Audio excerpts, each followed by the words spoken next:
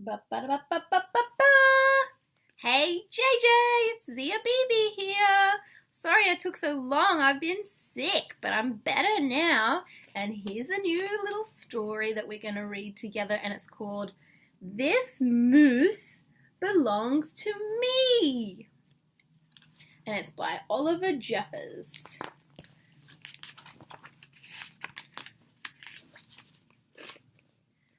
Wilfred owned a moose. He hadn't always owned a moose. The moose came to him a while ago, and he just knew, that it was meant to be his. Look, he's sticking a name tag on him. He thought he would call him Marcel.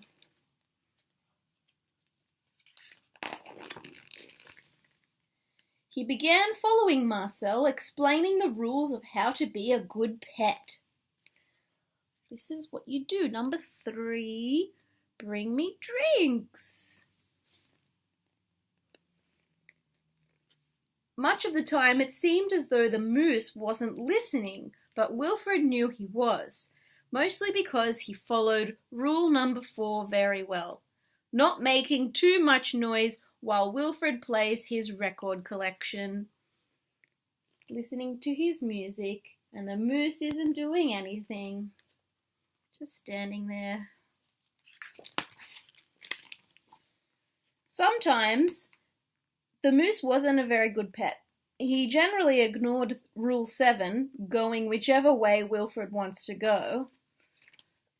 Come on, Marcel, come this way. The moose had a very good sense of direction, and Wilfred did not. And because the moose was particularly poor on Rule 7, subsection B, maintaining a certain proximity to home, Wilfred quickly learned to bring some string along on their outings so he could find his way back again. He's got some string there. And there goes Marcel the moose, off in the other direction. Silly Marcel. Sometimes the moose was an excellent pet.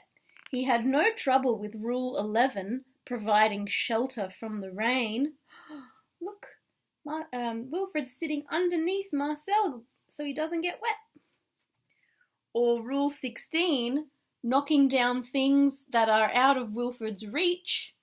See, he's getting apples, plopping them on the ground. Good work, Marcel, said Wilfred. One day, as Wilfred discussed their plans for the coming year on a particularly long walk, he made a terrible discovery. He's chatting away. Off goes Marcel. Someone else thought they owned the moose.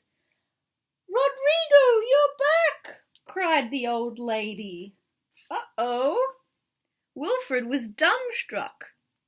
This moose was Marcel, not Rodrigo.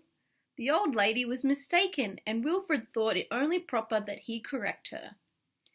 This moose belongs to me, he explained. It's mine. And to prove it, he called Marcel. Heel! But the moose did not respond. He seemed more interested in the old lady. Good Rodrigo, she says.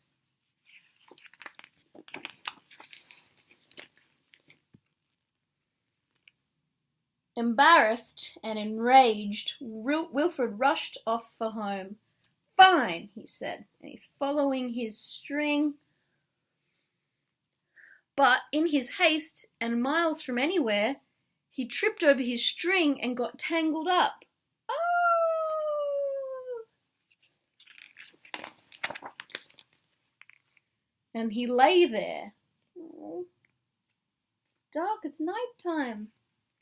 Wilfred was beginning to get a little bit worried. It was past his home time now, and the monsters would be out soon. Uh-oh.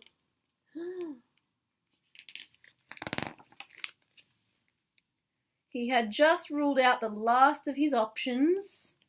There Get a penguin, get a saw, get a bear with an axe, get a hammer, no. No, get a hammerhead or a sawhead shark, no. Lightning, no. When along came the moose. Look, Marcel is back.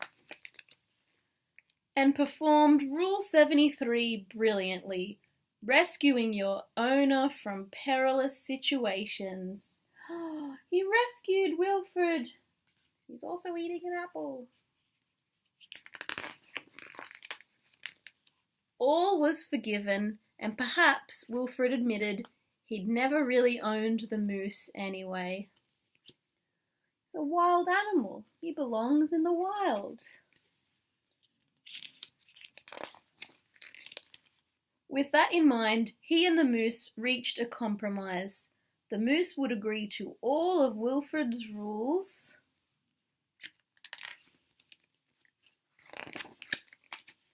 whenever it suited him. He's not a pet, is he? He's a moose. He's a wild animal. The end. Look, this old man thinks he owns him too. Dominic, you're back, and you brought me an apple. That is the end of the story, little Jay, which means it's your bedtime. Good night. See you next time. Bye-bye.